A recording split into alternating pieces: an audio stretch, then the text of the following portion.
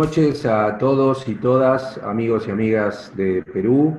Quiero agradecer en primer lugar a Emprende UP y la Universidad del Pacífico por haberme invitado a participar de esta actividad, el CIE que se está haciendo en el marco de la Semana Global del Emprendimiento.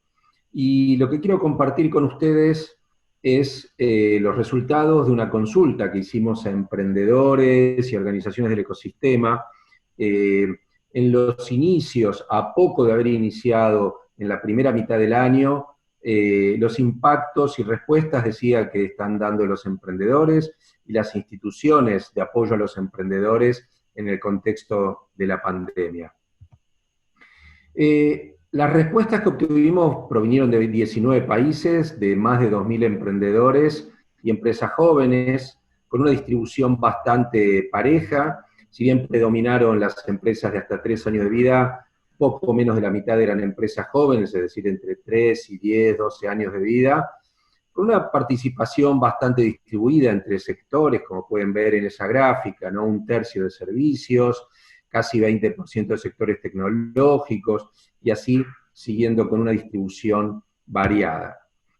Por el otro lado, del lado de las instituciones de apoyo del ecosistema, obtuvimos más de 400 respuestas, también de un buen número de países, y con un predominio muy claro de aquellas organizaciones que están en contacto directo, trabajando directamente con emprendedores, ¿no? Podemos ver 24% incubadoras, aceleradoras, company builders, coworks, otro tanto de otras instituciones de apoyo, universidades, en menor medida también gobiernos, consultoras, inversionistas.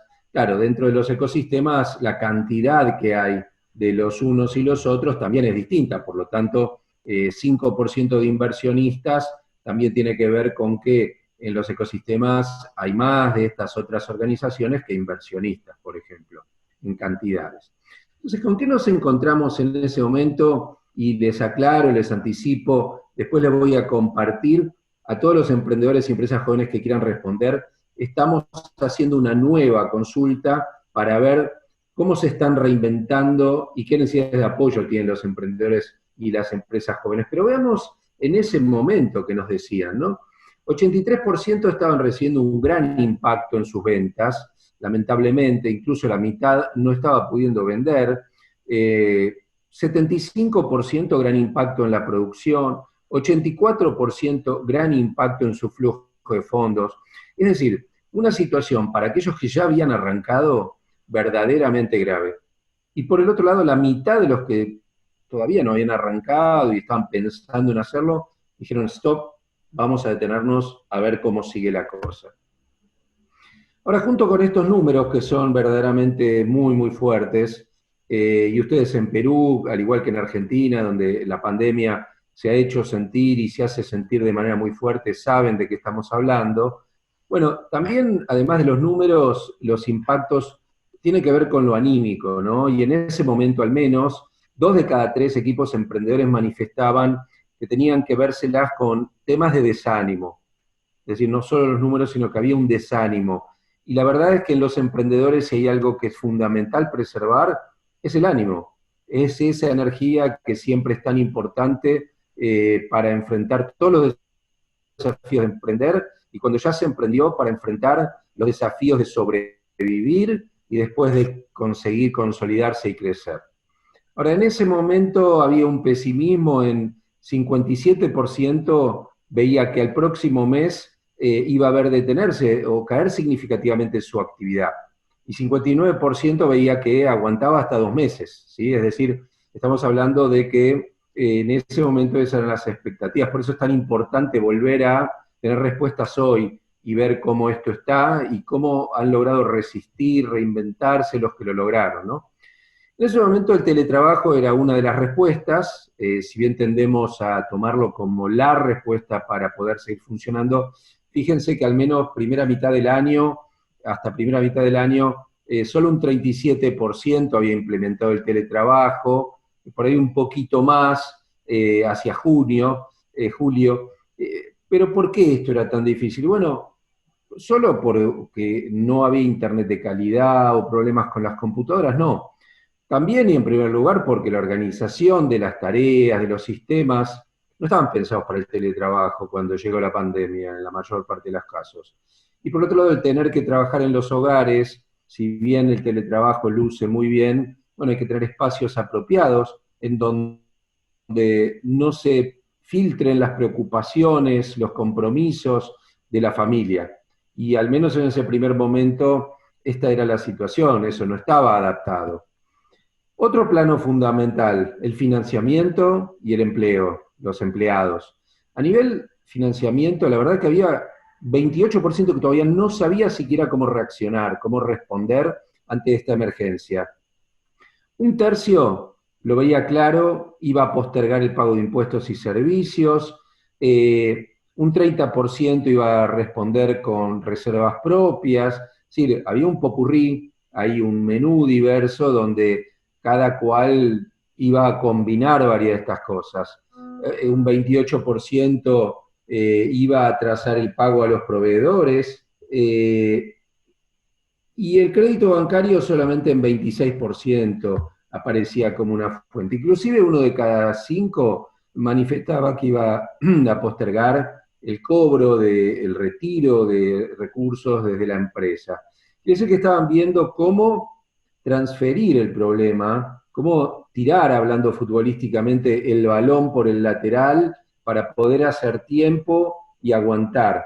Y solo una minoría tenía reservas propias y solo una minoría accedía al crédito bancario. Es decir, que desde el punto de vista financiero, la pandemia planteó un desafío de hacer malabares verdaderamente. Y claro, en las crisis, la caja, lo financiero, es lo primero que uno tiene que mirar para resistir. Después, una vez que uno consiguió medianamente equilibrar en esa nueva situación temporariamente, y hacer que el agua que entró ya en la casa empiece a bajar un poco, es cuando uno con la cabeza ya mirando hacia afuera empieza a pensar, a repensar cómo seguir en el futuro, ¿no? Del otro lado, un 23% había suspendido empleados, otro 23% no había hecho nada, 8% había despedido gente. Es decir, de alguna manera lo financiero había sido más que lo que tenía que ver con los colaboradores, con los empleados, la respuesta. Ahora, ¿cómo enfrentaban esto desde la perspectiva de apoyar, recibir, mejor dicho, apoyo de organizaciones del ecosistema? La verdad es que la gran mayoría se apoyaba solo en el equipo interno, o sea, en alguna medida tal vez con familiares, amigos y en menor medida con colegas empresarios. Pero la verdad es que por lo menos hasta la primera mitad del año no había llegado fuertemente todavía, ya por el mes de mayo, eh, el apoyo que empezaron a los gobiernos a modo de alivio implementar, las respuestas que podían obtenerse a través del contacto con mentores, con asociaciones empresarias, incubadoras, inversores. Y de hecho, casi la mitad decía que la respuesta era lenta o insuficiente. Y del resto, fíjense que era lo que predominaba. Bueno, un 29% decía que era inexistente la reacción de las organizaciones del ecosistema, partiendo de los gobiernos hasta los inversores, ¿no?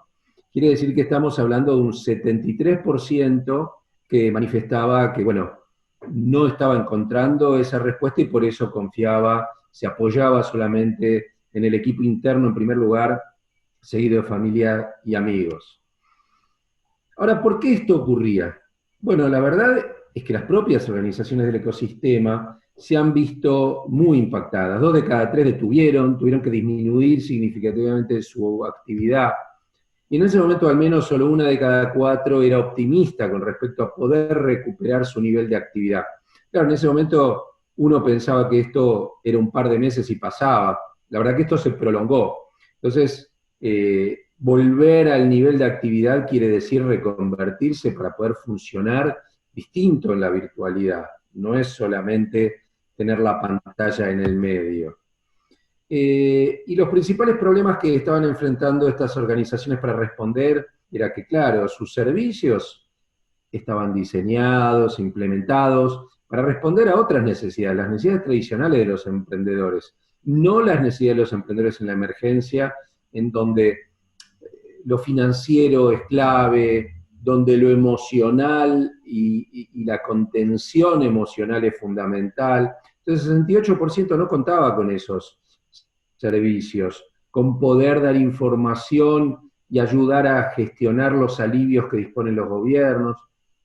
Por otra parte, la situación de las propias organizaciones de los ecosistemas no era muy distinta a lo de los emprendedores. Fíjense que 64% manifestaba tener incertidumbre sobre si iba a funcionar, cómo iba a funcionar el futuro. Sus fuentes de financiamiento estaban cuestionadas. Y sus propios equipos, al igual que en el caso de los emprendedores, estaban sufriendo caídas anímicas. Aún así, en ese contexto tan duro, hay que decirlo, 3 de cada 4 organizaciones implementó ya en ese momento actividades online con los emprendedores, que al igual que en el caso de los emprendedores, enfrentaban dificultades para trabajar de esa manera, para el trabajo remoto. Bueno, ¿por qué? En primer lugar, porque los propios emprendedores que estaban del otro lado ya nos dijeron, si para el teletrabajo tenían dificultades con la calidad de Internet, para estar en vinculación con las organizaciones de apoyo, seguramente pasaba lo mismo. Acá esto es lo que dicen las organizaciones. Por el otro lado, los propios recursos humanos de las organizaciones de apoyo no habían recibido formación para el teletrabajo y muchos tenían dificultades en sus aplicaciones, en su software, y un tercio en su propia calidad de Internet. Entonces, el teletrabajo, la tecnología para eso es fundamental, nos ha ayudado, nos está ayudando enormemente todavía al día de hoy. De hecho, esta actividad la estamos haciendo de esta manera, pero en el camino ha habido que sortear verdaderamente muchos escollos. Además, la realidad es que la primera reacción de las instituciones, ¿cuál fue? Bueno, 8 de cada 10 contactaron a sus emprendedores para enterarse qué pasaba, cómo andaban, cuál era su situación. Pero, si bien 8 de cada 10, solo 1 de cada 2 obtuvo información. Quiere decir que no era fácil contactarse con los emprendedores en este contexto y obtener información que les permitiera tomar la temperatura verdaderamente. Ahora, 2 de cada 3 pudieron implementar en ese momento acciones online ante la emergencia y hoy ese porcentaje subió enormemente. Ahora, al menos en esa primera mitad del año, ¿qué era lo que predominaba? Cursos, algo de asistencia online, poco más de un tercio, y por el otro lado, 1 de cada 4, webinars, charlas. Ahora, pocos incluían acciones más ajustadas a lo que ellos en ese momento necesitaban, que eran un acompañamiento online, algo que menos de 1 de cada 5 lo hizo, mentorías, menos del 5%, hasta el 5% lo llegó a hacer, 3% estaba viendo cómo lo apoyaba a los emprendedores a gestionar los alivios que los gobiernos estaban disponiendo.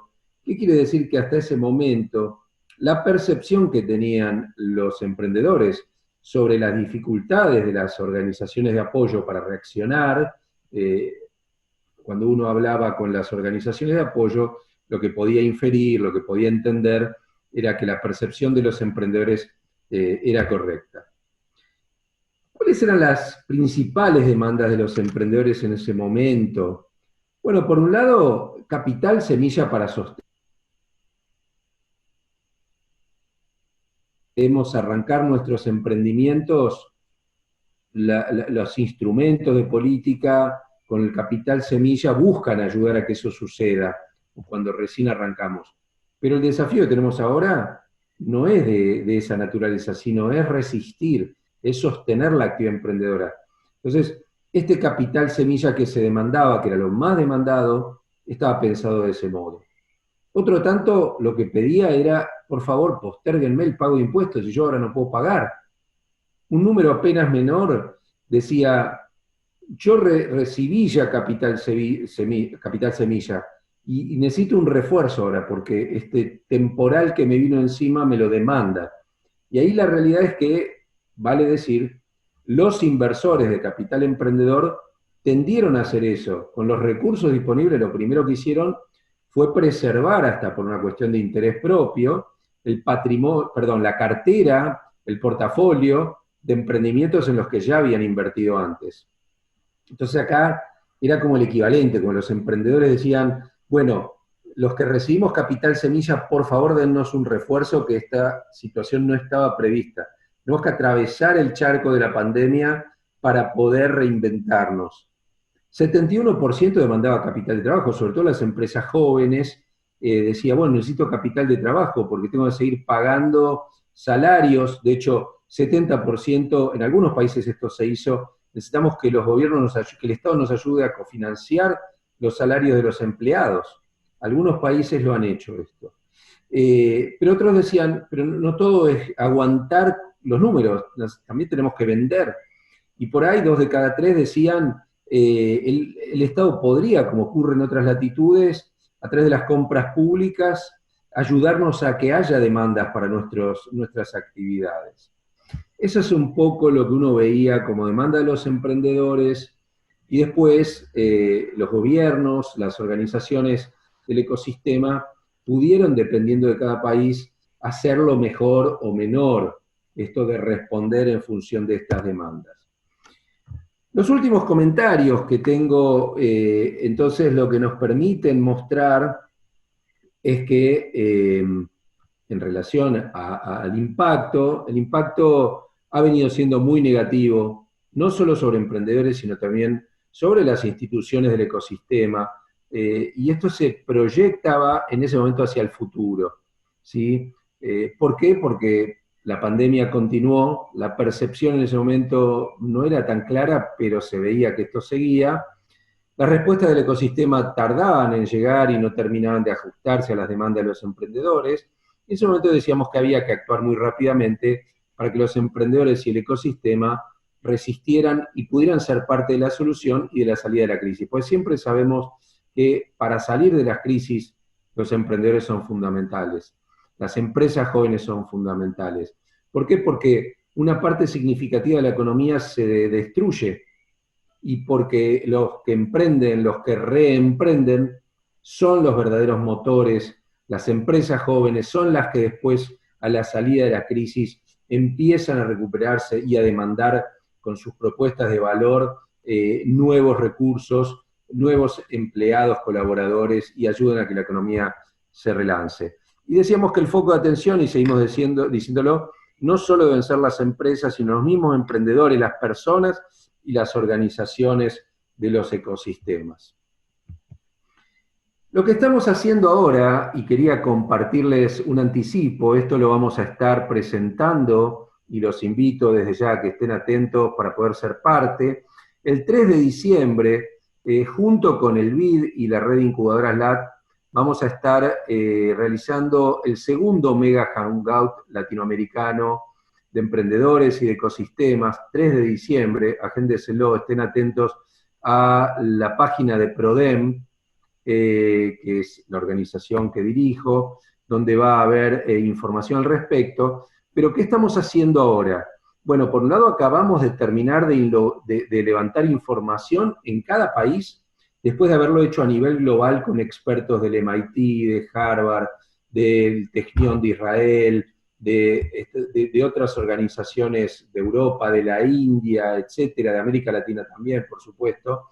Nos preguntamos, ¿cuáles van a ser las condiciones para el emprendimiento dinámico en la nueva normalidad? ¿Cuáles son los futuros escenarios, si uno piensa de acá 2, 3 años, con los cuales nos vamos a encontrar en los ecosistemas? ¿Vamos a tener más oportunidades? ¿De qué tipo? ¿Va a haber oportunidades para emprender? ¿De qué naturaleza? ¿Asociadas a qué fuente? ¿Cuáles son las megatendencias? ¿Vamos a tener recursos humanos emprendedores con las capacidades para hacer frente a esto? ¿Van los ecosistemas a estar en condiciones de apoyar a los emprendedores para que estas oportunidades que haya se puedan aprovechar? Entonces, este ejercicio de escenarios que ya terminamos de levantar, les decía, la información, y que vamos a estar presentando, como les decía, el 3 de diciembre, a través de un mega hangout, nos preguntamos esto: ¿vamos a tener una cultura más o menos emprendedora? Dado que hay hipótesis en un sentido y en el otro. ¿Por qué? Bueno, porque por un lado la gente con el susto de la pandemia puede volverse más aversa al riesgo, o por el otro lado, al ver que las empresas son frágiles, optar por una actitud más de resolver por sus propios medios, emprendedoramente la cosa. Va a tender a privilegiar más y aferrarse de la silla del empleo privado o incluso estatal. ¿Va a haber mayor o menor inclinación hacia emprender? ¿Va a haber más o menos oportunidades de negocio? ¿Cuáles son estas fuentes que van a generarse en la nueva normalidad, como se suele decir? Por el otro lado, para tejer redes, ¿va a haber más o menos bases de capital social? ¿Qué va a predominar? ¿Cierta solidaridad que se dio en algunos ecosistemas en la pandemia? ¿O va a predominar cierta tendencia a resolver por la vía individual sin colaborar, donde también algo de esto se vio en algunos ecosistemas? Va a haber una plataforma de más financiamiento para emprendedores, ya sea de la mano de los capitales semillas, porque los gobiernos ven que el emprendimiento es el motor, o por el contrario van a predominar otras emergencias, prioridades. Y con los inversores, ¿qué va a ocurrir? En un contexto donde, por un lado, en los últimos años se han levantado muchos fondos, pero hoy no se están pudiendo levantar nuevos fondos para invertir. Y por el otro lado, esto va a estar también ligado a lo que ocurre en materia de oportunidades. Un montón de preguntas así nos hemos hecho y ya tenemos para procesar los resultados que vamos a compartir con ustedes. ¿Vamos a tener gobiernos más proactivos promoviendo el emprendimiento o menos, como les decía antes? Y por último, quería también decirles que estamos haciendo una nueva encuesta a emprendedores y quisiera invitar a todos ustedes, la gente amiga de la Universidad del Pacífico y de Emprende UP, nos van a ayudar a difundir esta información para que en 15 minutos, de nuevo, emprendedores y empresas jóvenes, tal como los resultados que recién les compartí, puedan decirnos cómo están hoy, ¿sí? Medio año después, y por el otro lado, en qué medida han logrado no solo resistir y cómo, sino reinventarse. ¿Cuáles son las iniciativas, las estrategias, las acciones que han llevado y están llevando adelante y cómo están viendo que sigue la película? ¿Y eso qué nos va a permitir? Bueno, tener medidas de apoyo mucho mejores desde los gobiernos y también desde las organizaciones de los ecosistemas a partir de esta temperatura. Que los ecosistemas, cada organización seguramente sabe lo que le pasa a sus propios emprendedores y no a los que están cerca, pero no, por ejemplo, a aquellos a los que han apoyado tiempo atrás, hace un año, 2 años, y es muy importante saber qué está pasando con ellos. Pero esta información, que se llena muy fácil, como les decía, va a permitir además que cada ecosistema, cada organización pueda decir, mis emprendedores, mis empresas jóvenes, ¿cómo están respecto de lo que estoy viendo a nivel de otros ecosistemas, a nivel de América Latina en su conjunto? Así que acá tienen este enlace, espero que podamos difundirlo ampliamente para que los emprendedores y empresas jóvenes de Perú y de toda América Latina nos acompañen para que podamos después devolverles esta información y que tengamos muy buena información sobre lo que está pasando, qué tanto están pudiendo resistir y reinventarse. Que ese es el gran título convocante de nuestro Mega Hangout el 3 de diciembre. Resistencia y reinvención de los emprendedores y los ecosistemas emprendedores de América Latina. Así que muchas gracias por su atención. Espero que esto haya sido de utilidad para ustedes y los dejo acá con este enlace. Así que muchas gracias nuevamente y bueno, seguimos entonces contactados. Muchas gracias.